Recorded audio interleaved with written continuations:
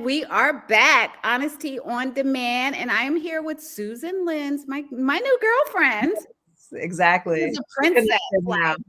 Listen, that princess thing is not leaving you. I'm sorry. I don't know how many kings we've I I'll have take an affinity for queens because you are the queen of design Thank on you. these like production sets. I can't believe you've done so many iconic videos.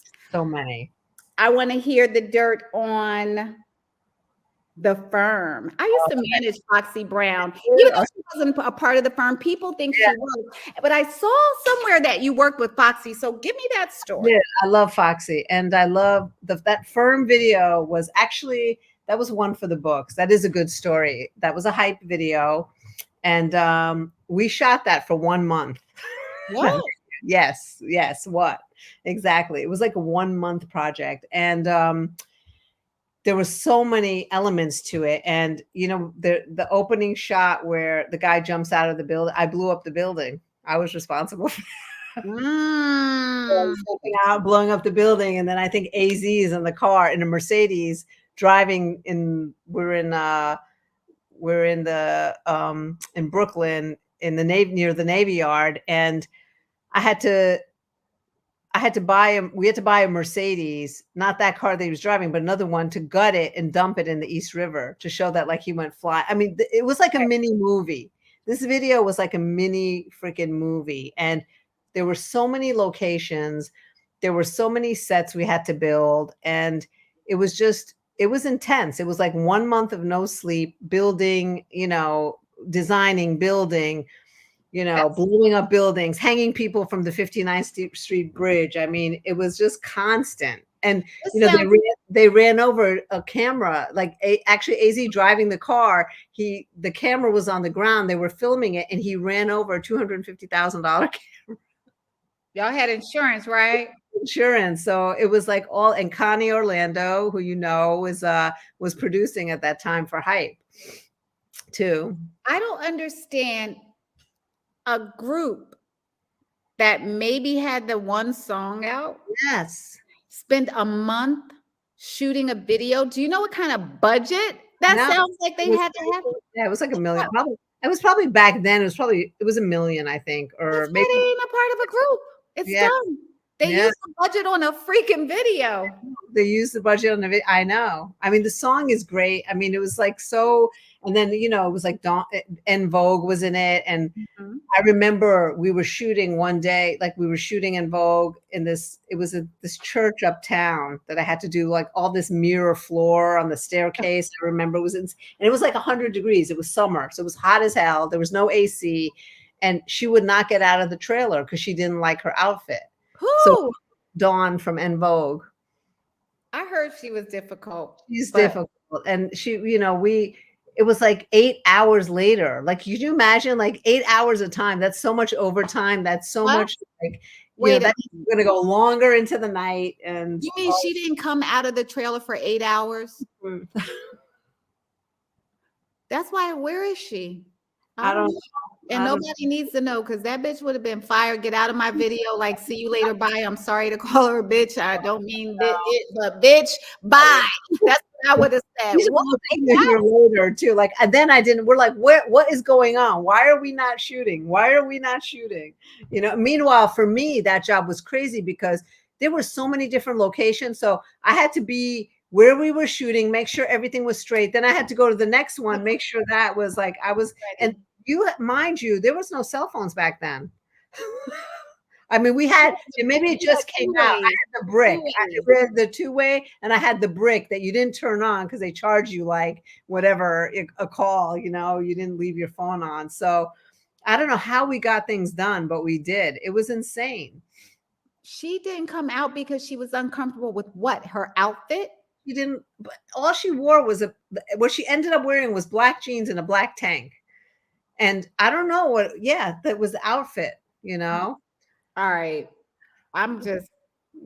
Girl, that's why I don't see her nowhere. Because I heard about this difficulty, and I don't like to label people, especially women, but it is what it is. Like 1,000 Romans can't be lying.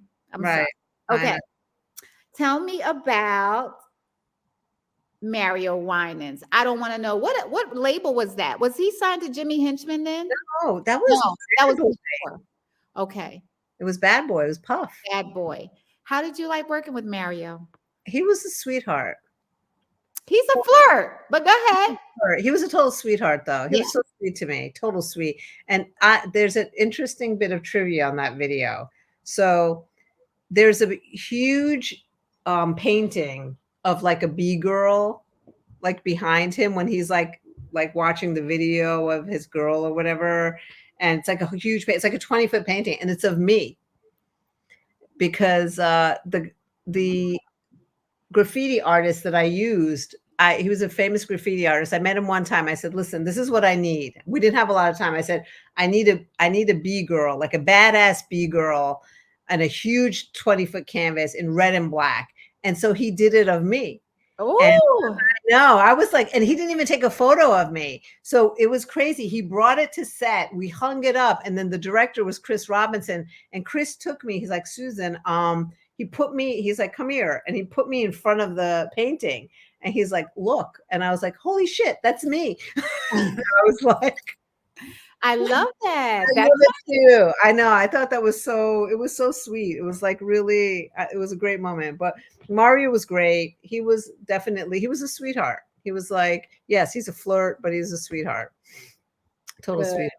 I used to work with him when I general managed Czar Entertainment with Jimmy Hinchman. He was a character. He's definitely a good person. But he's a good person. Yeah, you can feel that. Totally. Yeah, totally. What about working with, let me see. I'm trying to take it back a little bit because I have two shootout stories on set. 2 shootouts. Who was Wait a minute. Yeah. What cities were these places? Both in New York, Brooklyn, baby. Brooklyn. What artists were these? I wonder if I was there. This was when the whole East Coast, West Coast thing was going down, and Snoop decided to do the song New York, New York with Dog Pound. In New York? In New York. So this was the whole thing started out already. It was like, I remember it was like, this is what we're doing. Everything had to be hush hush. Couldn't talk about it. And it was right before Christmas. And so it was like last minute thing. And so the producer came, and I'm not going to say who it was, but it was like all kind of like, it was all gangster moves. So it was like, Susan, how much money you need to make this happen? Blah, blah, blah. I need 50,000. He goes, all right, we'll give you cash. I had to go to the bank with two guys, 2 bodyguards, 50 cash in my purse. Go start, this is what we need. And we all started working, and there was multiple sets, and we're preparing everything. And there was like a studio, and then we were shooting in Brooklyn outside. And I went to the exterior set, and I'm like getting out of my truck, and I'm like, okay. And I'm like, all of a sudden I hear like, get down. And they're like, and I hear the gunshots, and like down on the ground, freaking crawled back to my truck, got in, and I freaking took off.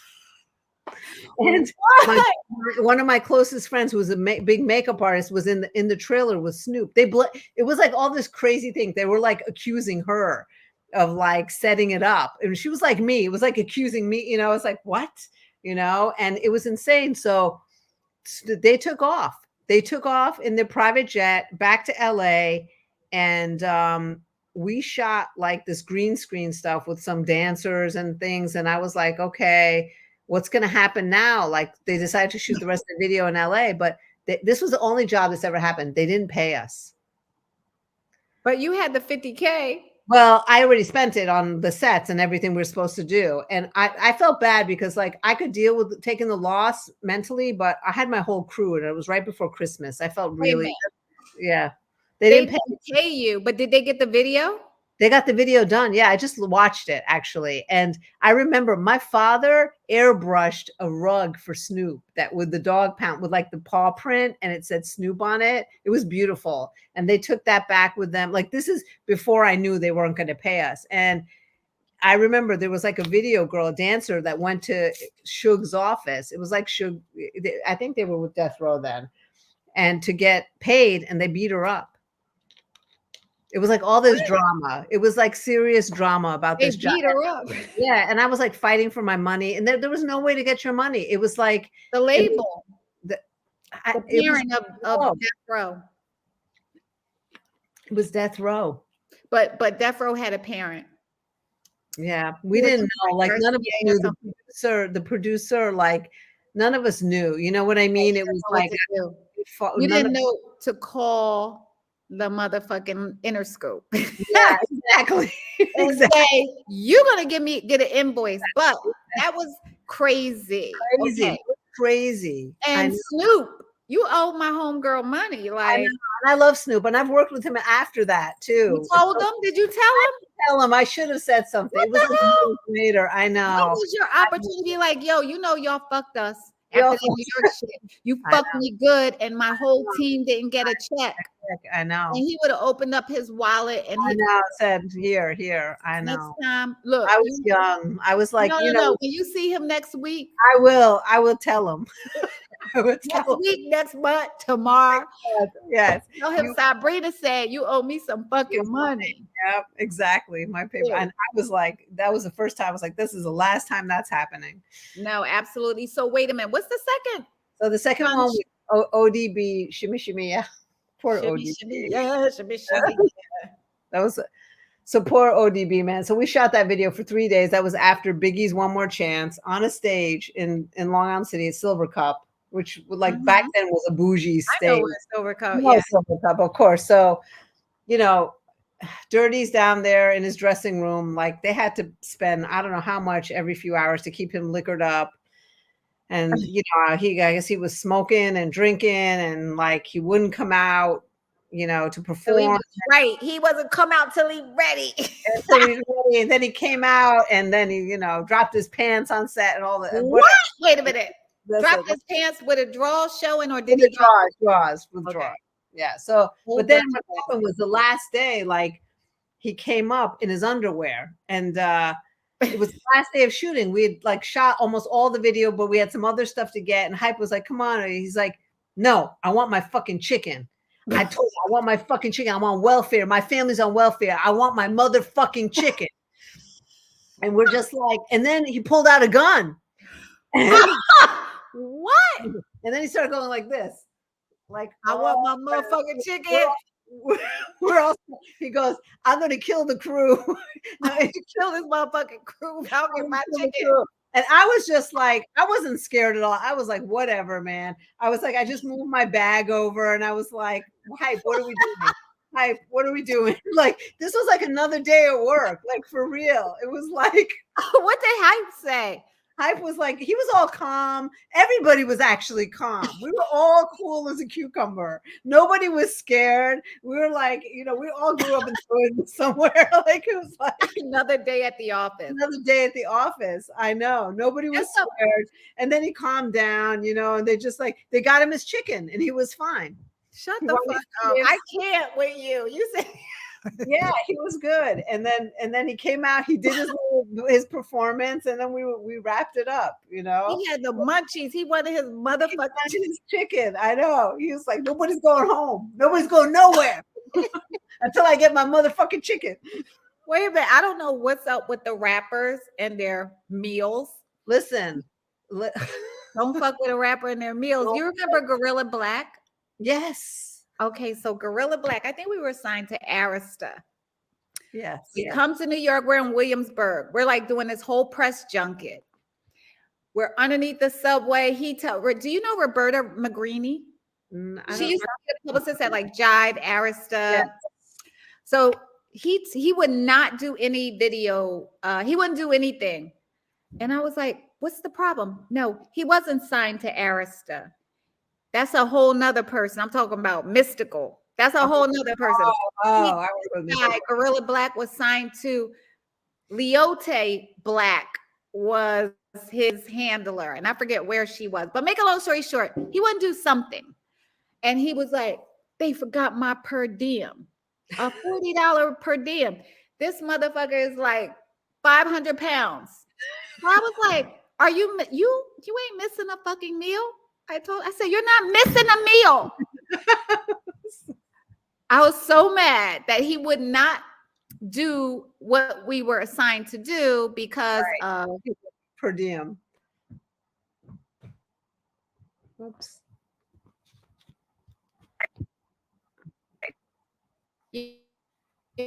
Whoops.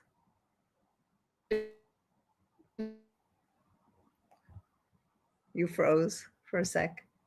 Okay, hold on.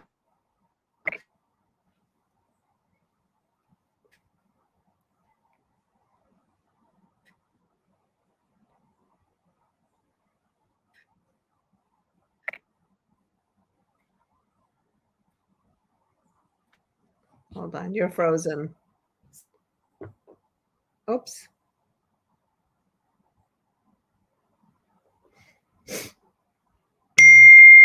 We froze. I know. Should I? Okay.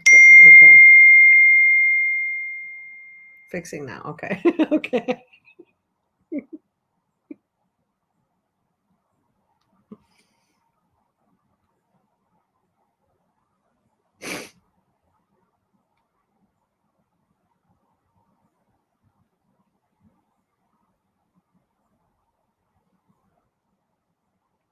Mm.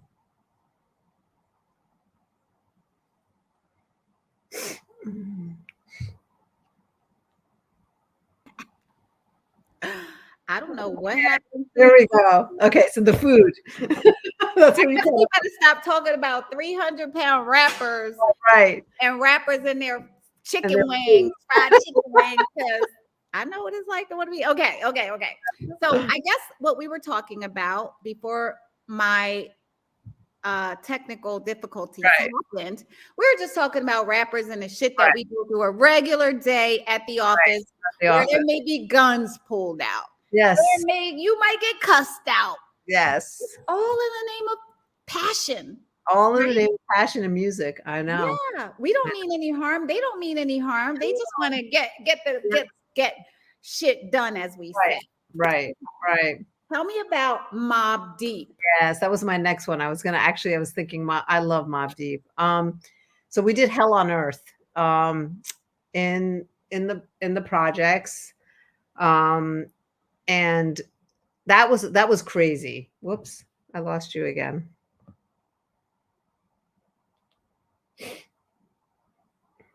Susan, I did that on purpose. Oh, you did? On the spotlight. Oh, you did? Okay. I didn't even realize. All right. It's my little magic. Go ahead. Okay. So yeah, Mobb Deep, Hell on Earth. We shot that in the projects, and that was another like 24-hour day, and that was like another 100-degree day where we had to build a stage on the roof of one of the projects, and the elevator was broken. So all my guys had to carry these like platforms and hundreds of pounds worth of gear up to the rooftop. And we're filming all day. And then, we had like a catering truck and a craft service truck. And during the middle of the shoot, the producer tells us, oh my God, somebody stole the craft service truck. And then we go to eat, the crew goes to eat, and there's no food left because everybody that lived in the projects had eaten our food. People were walking away with trays of chicken trays. What? I went to go eat. I hadn't eaten in like 12 hours. And I was like, I need something. And it was like nothing there because it was just gone. It was like a free for all. It was insanity. But, it was like, yeah, we knew like you can't come in there and put all this food out like that and not think people are going to take it. And the truck, they stole the craft service van. Like the van was gone, That is hilarious.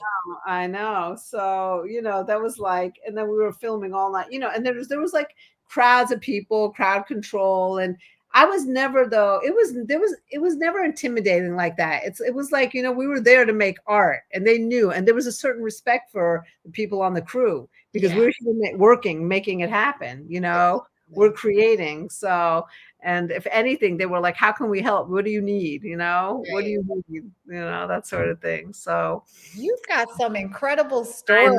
Like you just need a whole blooper show. Like I need a whole blooper show or something. I know. I wanted to do like a coffee table book, like just like never before seen footage, because I have a lot of Should. images, and then also the stories that go along with it. And just people don't know what went on behind the scenes and what we went through to get it done, and and what was the like, even like Dirty, like him and his, like, that was who he was. It was Right. like I ain't coming out till I get my chicken.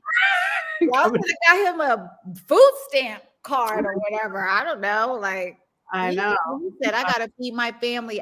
That is so classic ODB. It's so classic ODB, so classic him. That's who he was too. And you got to love it. It's like, that's who he was. And Wow. here you are, you've just been creating visuals for all of these talented hip hop artists. I mean, your resume, it just doesn't speak to hip hop, of course, like I said. Right. Commercials, interiors, girlfriend, you coming to Miami, you go to my house. You're gonna see my little vision. I will. I painted my ceilings gold in Bayonne and had a column customized. And now I got a good friend that can talk to me about my eye. Definitely. 100%. Yes, I think that's amazing. I love that I thought it was the Architects Digest Award. Don't worry. That's next. That's next. Right? Oh, I hope. Yeah. I mean, I really want to do the work I want to do next is I want to create art for social justice. Like, I want to talk about what's going on. I think as artists, we need to speak to what's going on in the world. And I feel like that doesn't happen as much as it used to. Well, because you get canceled. You get canceled and your music, so I really, I have like all these concepts that I want to develop and execute. And I want to talk about racism. I want to talk about being a woman in the industry and what we go through, and just being a woman, period. Being a woman of color and what it's like for us, Oh my God. I want to be in that coffee table book. Yes. Let's do something and get these people activated. Yes. Exactly. Yes. So what are you doing now? What's your everyday like today? Right now, so I'm on a project right now that's there's a lot of experiential projects now. So what that means is we create these environments. The client wants an environment that you're experiencing the art or the product, or and this particular project is for Kodansha House, which is a publishing company that does anime. It's like the Japanese Marvel. So we're designing an exhibit in Soho for October, and that's what I'm working on. Yeah, it's cool. Yeah. So, and I can do, there'll be other projects in between that come, obviously I'll take in between, but this is what's taking up most of my time right now. I love it. Well, I think we need to get your old archives out, and you got to work on the coffee table book, honey. Because if I could put Gucci, Andrina, one of our friend Andrina's first gifts to me, my birthday gift, many moons ago, was a coffee table interior design, because she knows that's what I love. I love interior. We definitely will connect. Next time I'm down in Miami, we'll meet in person. Yes. Now tell my friends, HonesTEA On Demand, how they could find you, how they could follow you, where you're at. Sure. Yeah. SusanLinnsDesign.com. My Instagram is Susan Linss. LINSS. Yes. Yeah. Now, where did that name come from? Is that your real? That's my ex. I was married. I'm divorced, but so my maiden name is Dolat Shahi, and I changed it when I got married because I was debating, because everybody knew me by my maiden name, but I changed it because I thought, when I had my son, I wanted us to have the same last name, so I kept it for my son too. I love that last name though. The Dolat Shahi means like governor king. It's a very royal name. I know. I might go back to you that. Yes. Okay. I don't understand. D. I know. We have to reinvent this thing. Yes. I mean, I know. It's the roots. It's the ancestry. It is. And I'm all about. My daughter is into sociology. She said, "Mom, you should have studied anthropology, because I want to go in. If it's in the hood, I want to live in the hood. I want to experience it being there. I travel the world to experience places. Right, the cultures. My daughter just watches from a lens, and culturally, she's studying. But me, I want to emerge myself. So one day I would love to visit your father. I would love to. Yes, I would. He would love it too. Anytime. Yes, yes. Yes, he's 100. Did you say 90? 100. He's 100. He just turned 100. We had a huge party for him. Huge. And So was he dancing? he was dancing. He was dancing. Oh, Yep. you gotta send me a little clip. I'll send you a video for sure. I'm gonna text it to you now. On WhatsApp if you have to. I do. I have WhatsApp. Totally. Your mom, is she still here? She passed 2 years ago. Oh, well, you have that angel. My goodness. So I took care of her while she was not well, and then I'm taking care of my dad too. Like I can't leave. Like we don't leave our family. Nope. Like, Nope. We take care. We don't put him in a nursing home. We don't like. So I'm here. Yep, that's the way that's why you're a blessing. You be a blessing to your parents, and you are blessed because you look out for them. So I'm so glad I met you.